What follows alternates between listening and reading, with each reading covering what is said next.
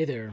I'm doing a quick screencast to follow up on a lecture from this week where I did a proof and I kind of glossed over a detail that I probably shouldn't have. But I told people about it in class. I told them to expect the screencast, so here I'm going to fill in that gap. The proof was of the theorem that said for a compact set K and a continuous function on K, you know that the function is actually uniformly continuous on K. So I'm going to go through that proof right now, and I'll point out the important thing that I glossed over as before we head into the proof. So we're going to use this fact. The book characterizes failure of uniform continuity in this way, and it's just a propositional negation of the definition of uniform continuity.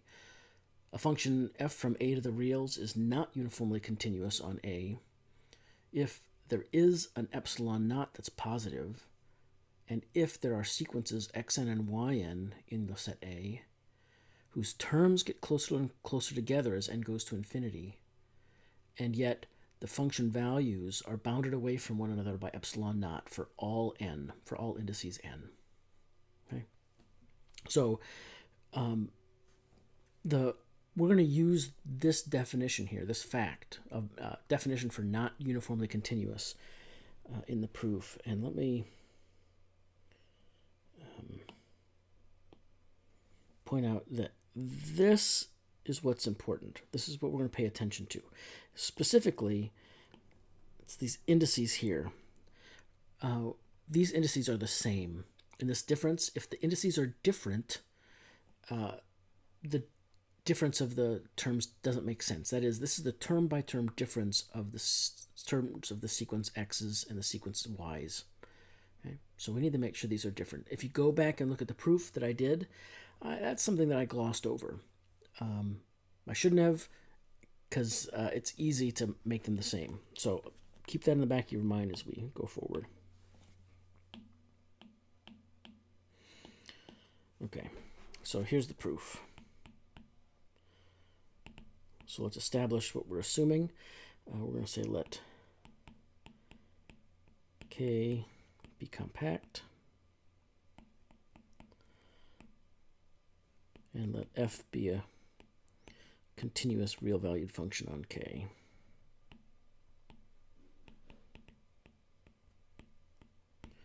Okay, so let's suppose F is not uniformly continuous.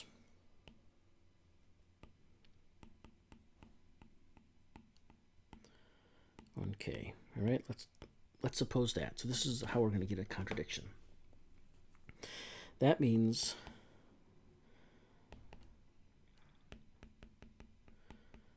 using the fact that I put here above the proof, there exists an epsilon naught greater than 0 and sequences xn, yn, and k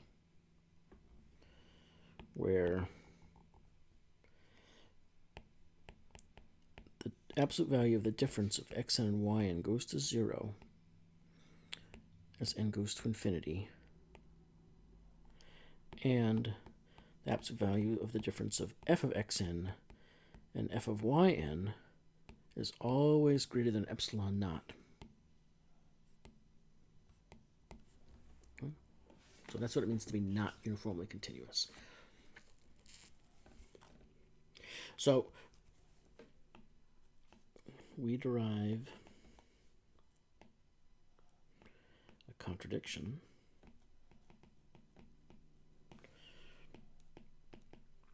using the other assumption, which is compactness. Okay. Since K is compact, the sequence xn has a convergent subsequence.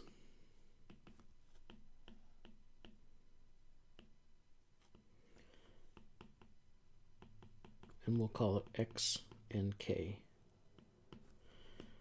And let's let x naught be the limit as k goes to infinity of x and k. That is, x naught is going to be the limit of the subsequence, right? It's a convergent subsequence. It's got a limit. We're going to call that limit x naught. Now, and so here's the detail that I left out. Consider the other sequence. And what we're going to do is we're going to go look at yn. But right off the bat, I'm not going to start with yn like I did start with xn. I'm going to start with the sequence ynk, right? Where the nks are the same indices of my subsequence that I got from compactness in the previous step. So the subsequence ynk of yn. So the subsequence ynk is in k. I'll write that here. So since k is compact,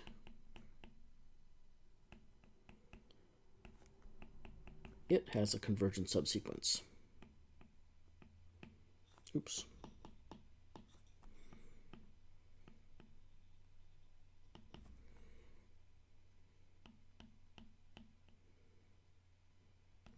So we're going to call that y sub n sub k sub l.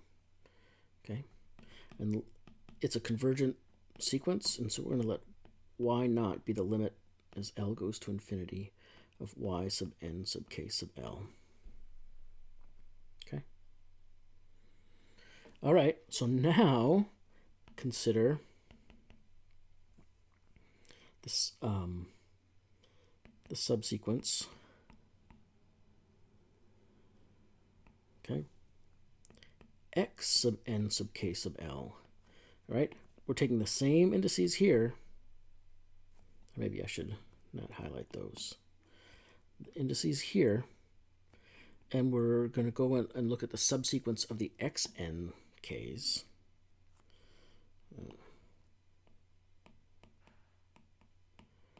Okay, that corresponds to the xnkl. So this is a subsequence of our previous subsequence. All right. This is a subsequence of a convergent sequence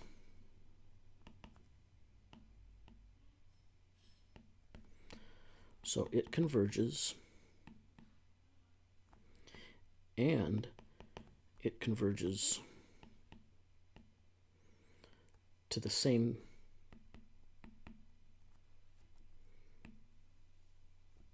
limit point as the original subsequence. That is, the limit as L goes to infinity of x sub n sub k sub L equals x naught. All right. Since we know the absolute value of the term-by-term difference of our original sequences goes to 0 as n goes to infinity, we know the absolute value of the term-by-term differences of our subsequences goes to 0 as L goes to infinity. Okay.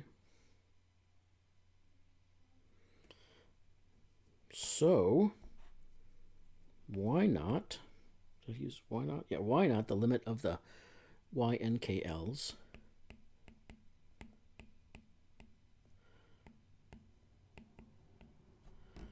right? Well, the YNKLs, I can add 0 creatively to them, and then I can use the algebraic limit theorem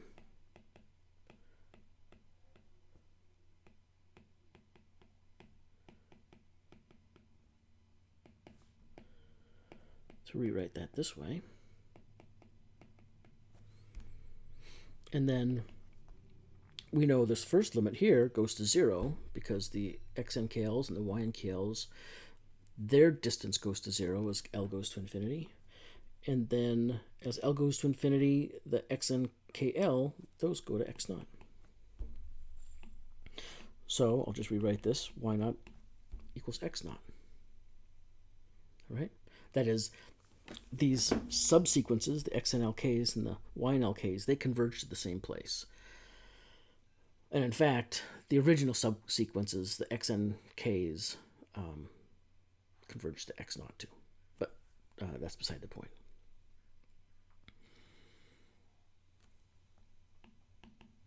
Since f is continuous, it preserves convergence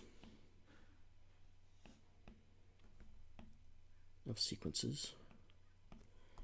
That is to say, the limit as L goes to infinity of f x n k L minus f of x n k L. Oops, I did that wrong. That should be a y. Right. That's the limit as L goes to infinity of f x n k L minus the limit as L goes to infinity of f y n k L, which is x naught minus y naught, but we know x naught and y naught are the same, so that's 0. Okay, what does this mean? This means,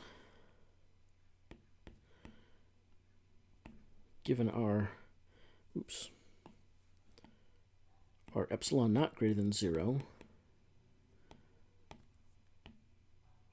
there's an L in the natural numbers such that,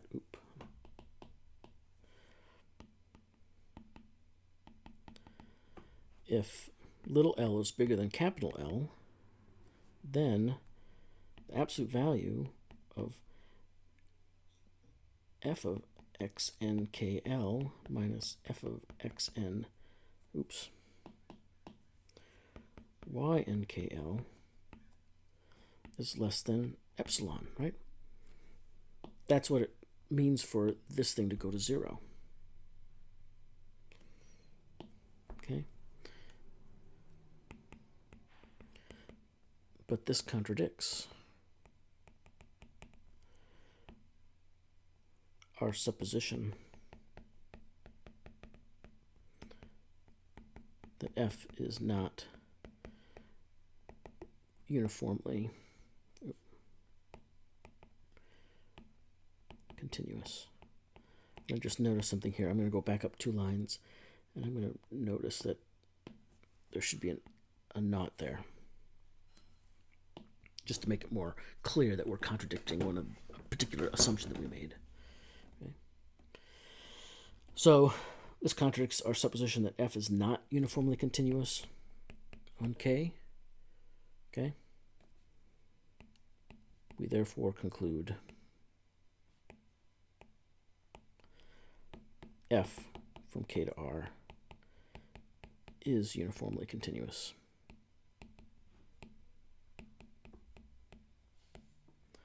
On K. All right? That's the proof. And let me just go back and point out,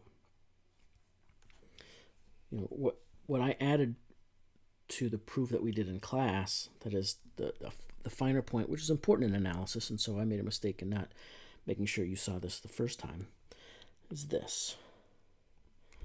Okay? Making sure that when we looked at this difference, we had the same indices on those two. Okay? And that was something that I kind of waved my hands at in class. So this screencast fills that gap. Make sure you understand all the steps, and I'll see you next time.